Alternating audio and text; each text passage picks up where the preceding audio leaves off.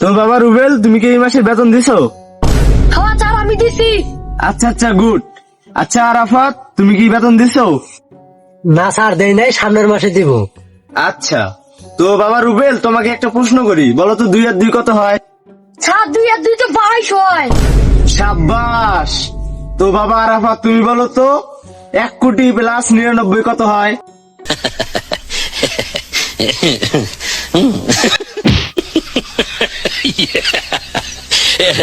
তো বাবা রুবেল, আমি তোমাকে আরেকটা প্রশ্ন করি, বলো তো 1 সপ্তাহ থেকে একবার দিলে কত থাকে? স্যার 1 সপ্তাহ থেকে একবার দিলে 2 থাকে। সাব্বাস।